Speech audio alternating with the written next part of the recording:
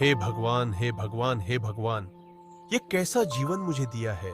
आपने इतनी गरीबी और इतना अकेलापन कि पूरे दिन भर काम करके भी मैं इतना नहीं कमा पाता कि 3 समय का भोजन कर पाऊं। ऊपर से मेरी गरीबी देखकर तो कोई बाप अपनी लड़की मेरे हाथ में ना दे। अरे क्यों देगा कोई? इतनी गरीबी है क्या?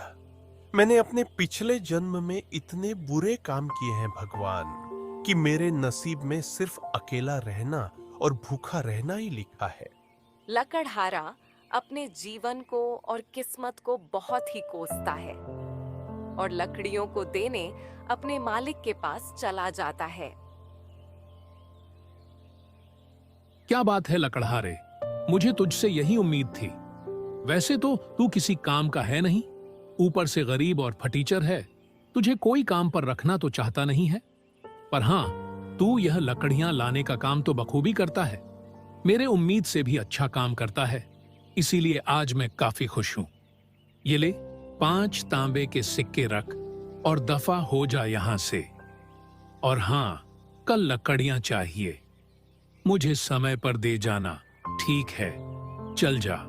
जी मालिक। अरे भाई, ये क्या?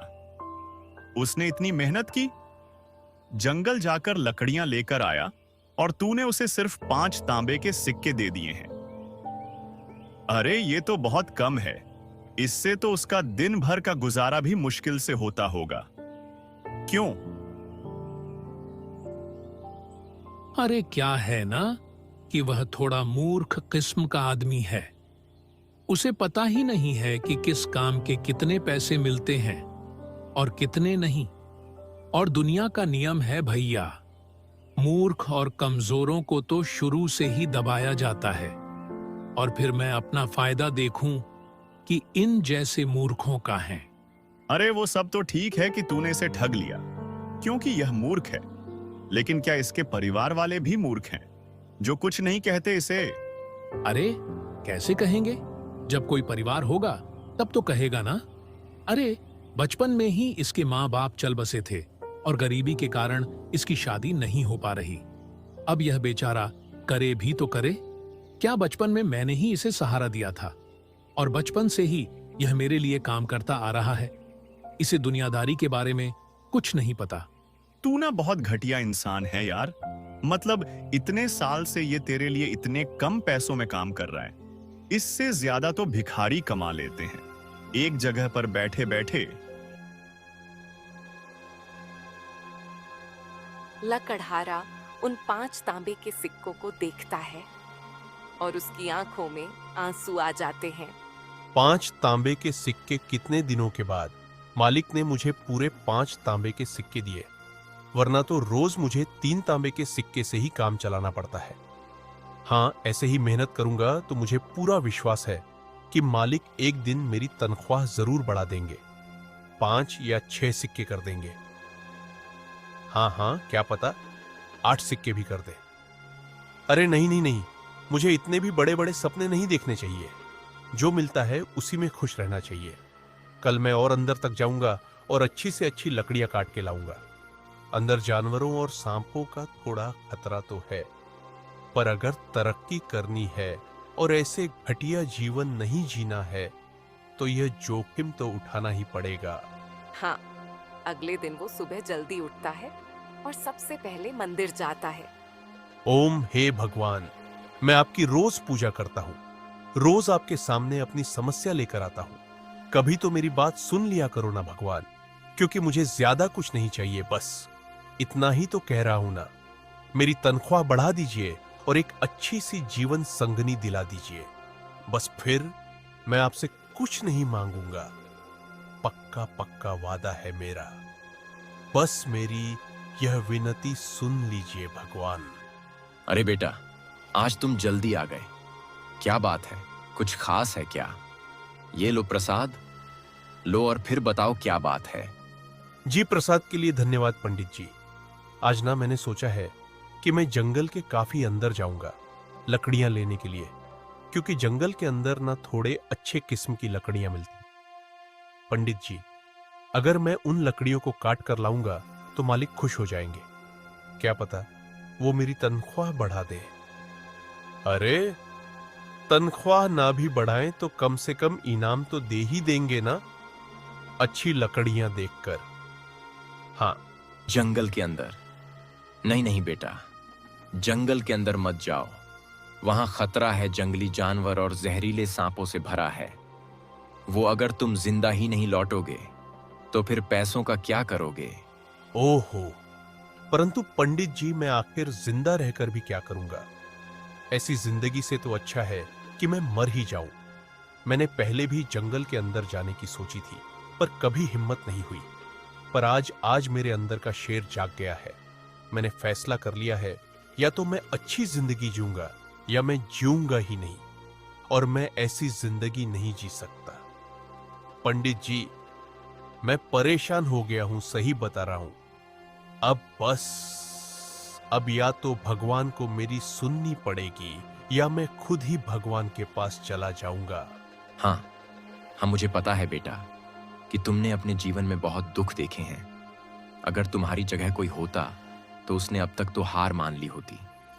पर बेटा, अगर तू जंगल के अंदर जा ही रहा है तो एक बार माँ के मंदिर जाकर जरूर आना। मैंने सुना है कि जंगल के अंदर माँ का एक मंदिर है।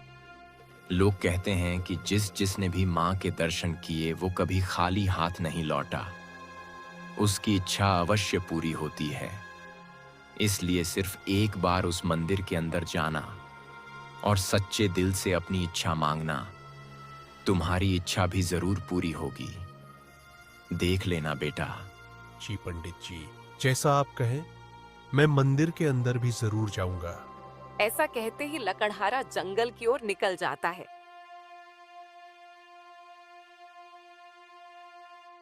हो, डर तो लग रहा है, पर यही मौका है कुछ कर दिखाने का। बस एक बार अच्छे किस्म की लकड़ी मिल जाए, फिर जल्द से जल्द निकल आऊंगा। हाँ। लकड़हारा को थोड़ा डर लग रहा था, लेकिन बचपन से ही वो जंगलों के अंदर काम करने की वजह से उसका अनुभव काफी बढ़ गया था। इसीलिए जंगल के अंदर जाने में उसे उतनी दिक्कत नहीं हो रही थी। वो इस बात का काफी ध्यान रख रहा था कि कहीं कोई जंगली जानवर ना देख ले। जंगल के अंदर चलते चलते उसे अचानक से ही माँ का मंदिर मिल जाता है, जो पूरी तरह से वीरान पड़ा था। अरे बाप रे बाप, ये क्या? ये माँ का मंदिर तो पूरा खंडहर लग रहा है, और यहाँ इतनी सारी ये जाली क्यों लटक रही है? वो लगता है कि इन जंगली जानवरों और जहरीले सांपों की वजह से यहाँ कोई आता जाता नहीं है। मुझे माँ का आशीर्वाद लेने से पहले मंदिर को साफ कर देना चाहिए। क्या पता खुश होकर माँ मेरी मनोकामना सच में पूरी कर दे। उसके बाद लकड़हारा माँ के मंदिर को साफ करने लग गया। ओम हे माता, आपको तो मेरे बारे में सब कुछ पहले से ही पता होगा, फिर भी मैं आपको बता देता हूं, मैं बहुत ही गरीब हूं। इतनी मेहनत करने के बाद भी मुझे 2 समय का खाना भी ठीक से नहीं मिलता। कभी कभी तो मुझे भूखा ही रहना पड़ता है। मेरी गरीबी के कारण मेरी शादी नहीं हुई, और अब तो मुझे कोई उम्मीद भी नहीं है।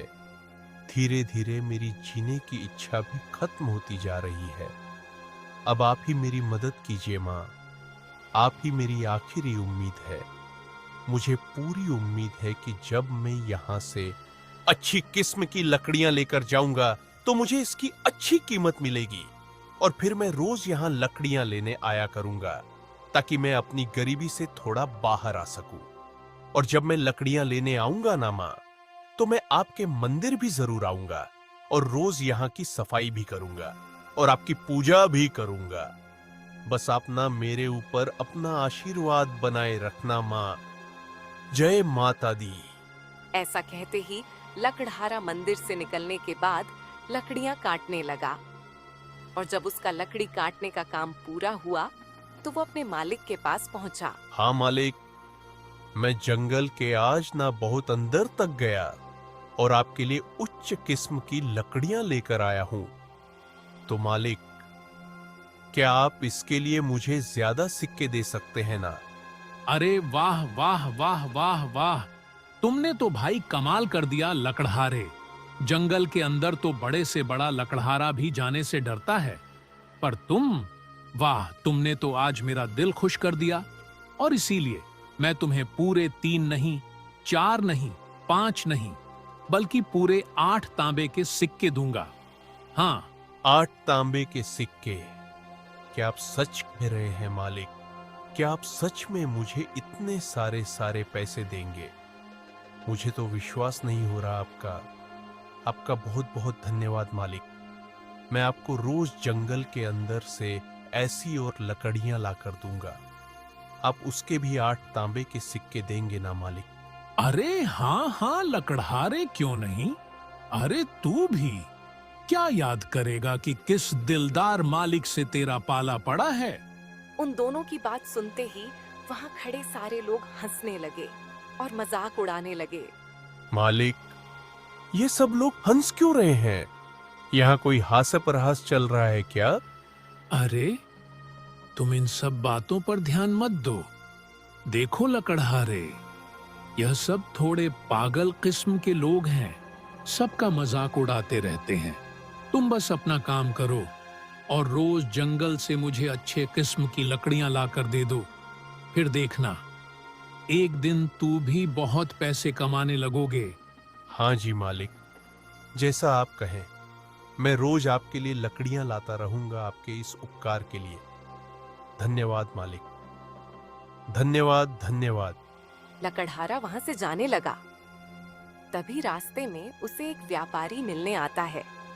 ए भैया, ए सुनो सुनो, ये बताओ, क्या तुमने अभी अभी जो लकड़ियां बेची हैं वो सिर्फ 8 तांबे में बेच दी? क्या वो सच में तुम जंगल के अंदर से लाए थे हैं? जी हाँ, पर क्यों, मैंने कुछ गलत कर दिया क्या? अरे गलत क्या कहूं मैं, तुमने कितनी बड़ी गलती की है तुम्हें पता भी है। अरे तुम सोच भी नहीं सकते, इतनी बड़ी गलती कर दी है तुमने। हैं क्या मुझे नहीं पता था कि जंगल के अंदर की लकड़ियों को लाने की सख्त मनाही है? मुझे किसी ने बताया नहीं। देखिए, कृपया मुझे माफ कर दीजिए। मैं सच में आगे से ऐसी गलती कभी नहीं करूंगा। अरे अपने सपने में भी नहीं करूंगा। माफ कर दीजिए। अरे बेवकूफ, गधे, जंगल की लकड़ियां काटने के लिए मैं नहीं डांट रहा हूं। तुमने जो इन कीमती लकड़ियों को मात्र 8 तांबे के सिक्के में बेच दिया, उसके लिए डांट रहा हूं। एक बात बताओ, तुम मामूली लकड़ियां काट कर लाते हो तो उन्हें कितने कीमत में बेचते हो? बताओ। जी, 3 तांबे के सिक्कों में, और कभी कभी मालिक खुश होते हैं तो मुझे 5 तांबे के सिक्के दे देते हैं। अरे भगवान, निहायती बेवकूफ इंसान हो। पता नहीं कैसे लकड़हारे हो। तुम्हें पता नहीं कि इन लकड़ियों की क्या कीमत चल रही है बाजार में। अरे मामूली लकड़ियों की कीमत 2 चांदी के सिक्के हैं। 2 चांदी के सिक्के? नहीं नहीं नहीं नहीं, आप मजाक कर रहे हो ना यहाँ मालिक? मुझे 10 तांबे के सिक्के भी नहीं देते हैं, और आप कह रहे हैं कि 2 चांदी के सिक्के यानी 200 तांबे के सिक्के। अरे हाँ गधे, और तुम्हें यह जानकर बड़ा अफसोस होगा कि जो कीमती लकड़ियों को तुमने 8 तांबे के सिक्कों में बेचा है ना, उसकी कीमत 8 तांबे के सिक्के नहीं बल्कि 8 चांदी के सिक्के हैं। और अगर तुमने जंगल के और अंदर जाकर झील के उस पार की लकड़ियां लाई तो उनकी कीमत 2 या 3 सोने के सिक्के हो सकती हैं। समझे? लकड़हारा यह सब सुनकर बेहोश हो गया। व्यापारी उसे अपने घर ले आया। कुछ देर बाद लकड़हारा होश में आता है। ए भाई, ए सुनो, तुम ठीक तो हो ना? लकड़हारे, अरे भाई, अचानक से बेहोश क्यों हो गए? हाँ हाँ, आपकी बातें सुनकर तो मुझे यकीन नहीं हो रहा कि मालिक ने मेरे साथ ऐसा किया जब मेरे माता पिता मुझे छोड़कर भगवान के पास चले गए। तब मालिक ने ही मुझे सहारा दिया था। अगर वह नहीं होते तो शायद मैं कभी लकड़हारा नहीं बनता और कहीं बैठकर यहां वहां भीख मांग रहा होता या मर चुका होता। मुझे उन पर खुद से भी ज्यादा भरोसा था। उनके सिवा और मेरा था ही कौन? लेकिन उन्होंने भी मेरा फायदा उठाया, मेरा भरोसा तोड़ा। मुझे तुम्हारे लिए कहूं तो दिल से बुरा लग रहा है। मैं समझ सकता हूं कि तुमने अपने जीवन में कितनी तकलीफें सही होंगी। अरे पर मुझे समझ में नहीं आ रहा कि आपने मुझे यह सब बताया क्यों। मतलब, मेरा मतलब है कि आप भी चाहते तो उनकी तरह मेरा इस्तेमाल कर सकते थे। थोड़े से ज्यादा सिक्के देकर आप काम करवा सकते थे। तो फिर आपने ऐसा क्यों किया? मुझे क्यों बताया? देख बेटा, अगर कुछ लोग ठग या बुरे हो तो इसका मतलब यह नहीं होता है कि सब वैसे ही हो। मैं एक ईमानदार व्यापारी हूं। मैं कभी भी किसी को ज्यादा रकम नहीं देता, लेकिन कम भी नहीं देता। समझे? अब देखो, जो हो गया सो हो गया, तो क्या अब तुम मेरे लिए काम करना चाहोगे? मैं तुम्हें लकड़ियों के सही दाम दूंगा और तुम बहुत ही जल्द अपनी गरीबी से बाहर हो जाओगे। अब तुम्हें यह घिसी पिटी जिंदगी जीने की कोई जरूरत नहीं है। बताओ, क्या कहते हो? तुम काम करोगे मेरे लिए? अरे हाँ जीजी, क्यों नहीं। मैं आप लोगों के साथ काम करने से भला कैसे मना कर सकता हूं। आपने मुझे सही राह दिखाई है। पर देखिए, चांदी के 8 सिक्के तक तो ठीक था, परंतु 2 या 3 सोने के सिक्के, वो भी केवल लकड़ियों के लिए, यह कुछ ज्यादा नहीं हो गया? बिल्कुल भी नहीं, क्योंकि इन लकड़ियों का इस्तेमाल केवल और केवल राजमहल के लोग और कुछ गिने चुने अमीर लोग ही करते हैं, क्योंकि यह कोई आम लकड़ियां नहीं होती हैं। ये बहुत ही खास और गुणवत्ता वाली लकड़ियां होती हैं, और यह लकड़ियां मिलना उतना ही कठिन है जितना रेगिस्तान में पानी मिलना, क्योंकि यह लकड़ियां उस खतरनाक जंगल के अंदर पाई जाती हैं। वहां भी झील के उस पार, जहां एक से एक खतरनाक जंगली जानवर और जहरीले जीव जंतु रहते हैं। इन लकड़ियों को लाने एक खास लोगों की टुकड़ी जाती है जो युद्ध में माहिर हो और जानवर के बारे में विशेष जानकारी रखते हो। कोई आम आदमी कभी भी उन लकड़ियों को नहीं ला पाएगा, और हाँ, अगर लाने की कोशिश भी की जाए तो वह अपनी जान से हाथ धो बैठेगा। अब बताओ, भला अगर तुम उन लकड़ियों को लाने में सफल रहे तो तुम एक दिन अमीर बन जाओगे। तुम्हें किसी प्रकार की कोई दिक्कत नहीं होगी। लेकिन हाँ, मेरी सलाह मानो तो झील के उस पार कभी जाने के बारे में सोचना भी नहीं। हाँ हाँ हाँ हाँ, मैं समझ गया व्यापारी जी। आपके लिए कल मैं जंगल के अंदर से 8 चांदी के सिक्के वाली लकड़ियां लाकर दे दूंगा। हाँ हाँ, लेकिन ध्यान से जाना, और हाँ, झील के उस पार जाने की सोचना भी मत, ठीक है? हाँ हाँ जी, मैं समझ गया। आपका बहुत बहुत धन्यवाद व्यापारी जी। वैसे मैं आपको क्या कहकर पुकारूं, मालिक या व्यापारी जी? तुम मुझे व्यापारी जी कहकर पुकारो, क्योंकि तुम मेरे गुलाम नहीं हो, तुम आजाद हो। तुम भी एक व्यापारी हो जो अपना सामान किसी को बेचता है, मेरी तरह, समझे? और हाँ, आज तुम मेरे ही घर पर रुक जाओ, कल चले जाना। मेरी पत्नी काफी अच्छा भोजन बनाती है। अरे एक बार खाकर तो देखो, तुम्हें जरूर पसंद आएगा। हाँ अपर व्यापारी जी। अरे परवर और पर कुछ नहीं, मैंने कह दिया तो कह दिया। तुम आज यहीं से भोजन करके जाओगे, बस बात खत्म। ठीक है, अब ज्यादा बातें नहीं। अरे भाई, तुम मेरे मेहमान हो और अपने मेहमान की खातिरदारी के बिना कहीं हम जाने नहीं देते हैं, उसे समझे? काश आप मुझे पहले मिल चुके होते तो कितना अच्छा होता। आप कितने अच्छे हैं। मुझे बहुत खुशी हुई कि आप जैसे सच्चे और अच्छे लोग अब भी मौजूद हैं। मैं बहुत खुश हूं आज। अगर आप सबका हो चुका हो तो खाना खा लीजिए, वरना आप सबकी बातें तो चलती रहेंगी, लेकिन उस चक्कर में खाना ठंडा हो जाएगा। अरे हाँ हाँ भाग्यवान, हम भी आते हैं भोजन करने। अरे तुम खाना तो परोसो। देखना, तुम्हारे खाना परोसने से पहले ही हम आसन में विराजमान हो जाएंगे। ऐसा कहते ही लकड़हारा लकड़ियां काटने लगता है और लकड़ियां इकट्ठा करने लगता है, पर उसका मन बार बार झील के उस पार जाने का करता है। अरे ये क्या हो रहा है? मेरा मन बार बार झील के उस पार जाने के लिए क्यों कर रहा है? कहाँ मुझे मात्र 3 या 5 तांबे के सिक्के मिलते थे, और कहां अब मुझे पूरे 8 चांदी के सिक्के मिलने वाले हैं। मुझे तो इसी खुशी में खुश रहना चाहिए। मैं कहां लालच में आ रहा हूं। नहीं नहीं नहीं नहीं, लालची तो मैं पहले नहीं था। मुझे अब भी लालच नहीं करना चाहिए। लेकिन क्या इतने पैसों की बात सुनकर मेरे मन में लालच जाग गया है क्या? ओ हो, मुझे खुद को संभालना चाहिए। लेकिन मैंने मां से तो कहा है कि मैं मां के लिए कल कुछ खरीद के लाऊंगा। अगर मैं झील के उस पार गया और बचा ही नहीं तो मां के लिए क्या कुछ ला पाऊंगा। हाँ, इतनी मुश्किल से अब मेरी किस्मत बदली है। मैं ज्यादा लालच के चक्कर में यह जीवन गंवा नहीं सकता। नहीं भाई, नहीं नहीं नहीं।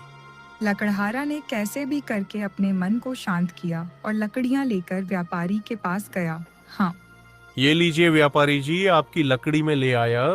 अरे लकड़हारे, मैं अभी तुम्हारी ही बात कर रहा था। मेरी बात कर रहे थे? मैं कुछ समझा नहीं। अरे हाँ, वो क्या है ना कि मुझे तुम्हारी चिंता हो रही थी। अब देखो, तुम इतने गरीब हो और अचानक से तुम्हें पता चलता है कि तुम लकड़ियां बेचकर भी अमीर बन सकते हो, तो तुम कहीं इस लालच में झील के उस पार ना चले जाओ। बस यही सोचकर मैं चिंता कर रहा था। आप तो सच में कितने अच्छे हैं। आप तो मुझसे कल ही मिले हैं, पर आप मुझे अपने परिवार की तरह ही चिंता कर रहे हैं, जैसे कि मैं आपका कोई अपना हूं। अरे और नहीं तो क्या, अपने नहीं हो तो अपने बन जाओगे। अपना बन जाऊंगा? मैं कुछ समझा नहीं व्यापारी जी। अरे हाँ, देखो, मेरी भतीजी है। मैं उसके लिए रिश्ता खोज रहा हूँ और तुम उसके लिए एकदम योग्य लड़के हो। देखो, मैं मानता हूँ तुम थोड़े बेवकूफ हो, लेकिन दिल के बहुत अच्छे हो और तुम्हारा व्यवहार भी काफी अच्छा है। तुम मेरी भतीजी का पूरा ध्यान रखोगे, मुझे पूरा यकीन है। और अब तो तुम मोटा पैसा भी कमाने लग गए हो। इन पैसों से तुम कुछ ही दिनों में एक घर खरीद पाओगे और आराम की जिंदगी जी पाओगे। हाँ, ये आप कैसी बातें कर रहे हैं व्यापारी जी? मुझे नहीं लगता कि मैं इस रिश्ते के लायक हूं। अरे तुम हो, और वैसे भी तुमने भगवान से शिकायत की थी कि तुम्हारी शादी नहीं हो रही, तो अब क्यों मना कर रहे हो? देखो लड़के, तुम्हें आगे चलकर तो किसी ना किसी से शादी करनी ही है, तो मेरी भतीजी से कर लो। वो दिखने में भी काफी सुंदर है और खाना बनाने की बात तो पूछो ही मत। ओए होए होए होए, इतना स्वादिष्ट बनाती है, इतना कि तुम रोक नहीं पाओगे अपने आप को। हाँ, ये बिल्कुल सही कह रहे हैं। मुझे आप एकदम सही वर्ड लगते हो। अच्छा, अगर आप सब बोल रहे हैं तो ठीक है, मैं राजी हूं। बताइए, कब करनी है शादी? अरे इतनी भी क्या जल्दी है, आप पहले अपने लिए घर तो खरीद लें। बिना घर के आप अपनी पत्नी को कहाँ रखेंगे? क्या आप चाहते हैं कि आपकी पत्नी झोपड़ी में रहे? हाँ, आप सही कह रहे हैं। मैं पूरी मेहनत करूंगा और एक अच्छा सा घर खरीदूंगा, ताकि मेरी होने वाली पत्नी को कभी किसी कोई चीज की कमी ना हो, चिंता ना हो। मुझे पता था कि आप मेरी भतीजी के लिए एकदम उत्तम वर हैं। मुझे आपसे यही उम्मीद थी। अरे आइए आइए, हम रिश्तेदार बनने वाले हैं। गले लगिए, आइए।